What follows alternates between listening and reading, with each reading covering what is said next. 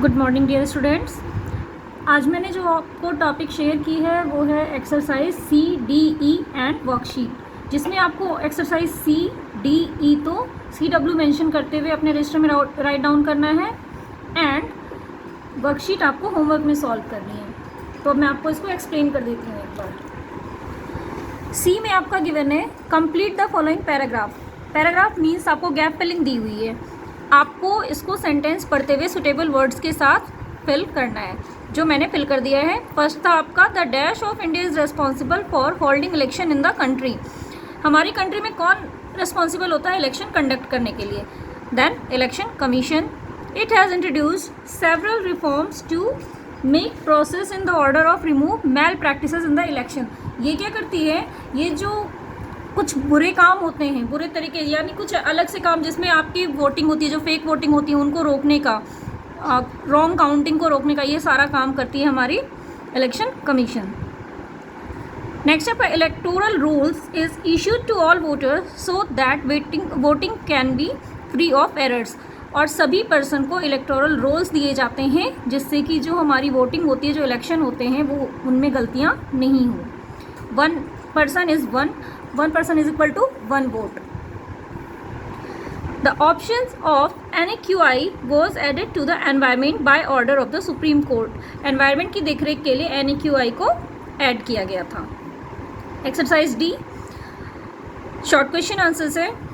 Question number first, when did India become a republic? India republic कब हुई थी? Then answer will be India became a republic on 26 January 1950।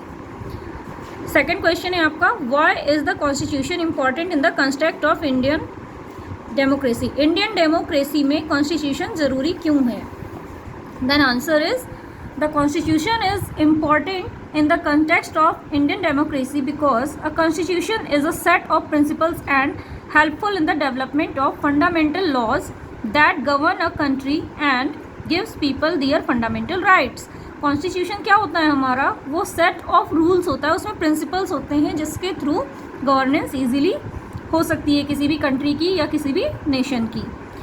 और उसमें democracy के साथ इसको इसीलिए अटैच किया गया है क्योंकि ये क्या करती है, पीपल को उनके फंडामेंटल राइट्स देती हैं।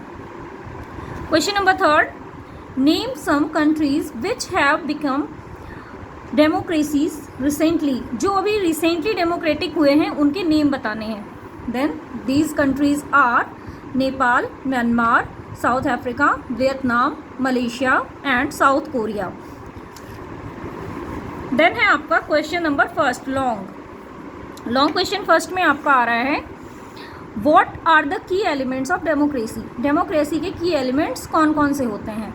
देन मैंने आपको वीडियो में भी एक्सप्लेन किया था, पीपल्स पार्टिसिपेशन, लोगों की जो सहभागिता होती है, रिजोल्यूशन ऑफ कॉन्फ्लिक्ट, विवादों को सॉल्व करना, equality and justice for all, यानी सभी को समान अधिकार मिलना। देन आपका क्वेश्चन नंबर 2 है, democracy has become a popular form of government in the recent times, explain. आज के टाइम में डेमोक्रेसी बहुत ज़्यादा पॉपुलर फॉर्म है गवर्नमेंट की, ऐसा क्यों है, क्या रीज़न है? देन आंसर है आपका the number of countries which have adopted democracy as a form of government has steadily increase in the past से यानी पहले से अधिक आज की डेट में डेमोक्रेसी अपनाई गई है गवर्नमेंट के लिए। क्यों? क्योंकि इसका पहला रीज़न तो ये है कि जो उसमें फंडामेंटल राइट्स होते हैं पीपल के, वो उनको प्रोवाइड किए जाते हैं और डेमोक्रेसी उनके सिटीजन से ये प्रॉमिस करती है कि उनकी जो सरकार है वो उनकी देखरेख करेगी। कंटिन्यूटी में इसी का आंसर आपका यहाँ पे भी आ रहा है। इसका जो मेन रीज़न है वो है लिबर्टी, लोगों को लिबर्टी, फ्रीडम मिलती है, उनकी जो डिग्निटी होती है वो मेनटेन होती है, उनको राइट टू इक्वलिटी मिलती है। ये जो एसेंशियल वैल्यू हैं वो डेमोक्रेसी शो करती है अपने गवर्नमेंट को बनाने में या उनको चुनने में। देन है आपका question number third, what are the benefits of a multi party system? Multi party system के बेनिफिट्स क्या क्या होते हैं?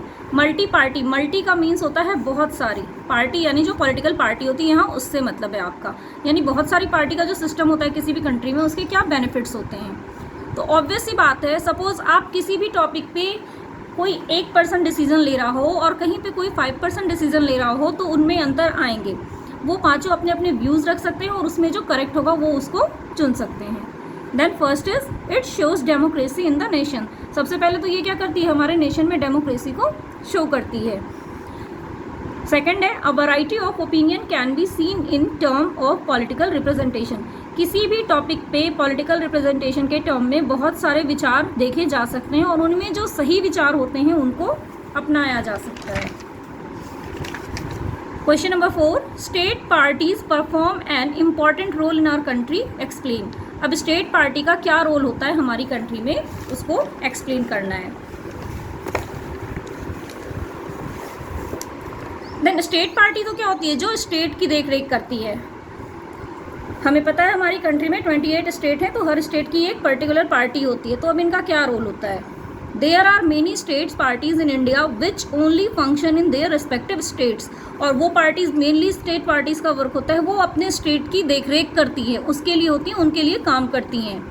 There are almost 50 state parties in India. और हमारी कंट्री में ऑलमोस्ट कितने हैं, 50 स्टेट पार्टीज हैं, यानी एक स्टेट के अंदर कई पार्टीज आपको देखने को मिल सकती हैं। These parties are instrumental in representing the demands of the people in their state and thus assist in the expansion of democracy in the country. इनका क्या काम होता है, इन्हें ये पता होता है इनकी स्टेट में यहाँ के जो पीपल हैं उनको किसकी ज़्यादा ज़रूरत है, उनको क्या कमियाँ हैं जिनको पूरी करनी है, तो उसकी सारी देख रेख यहाँ की ये पार्टी करती है।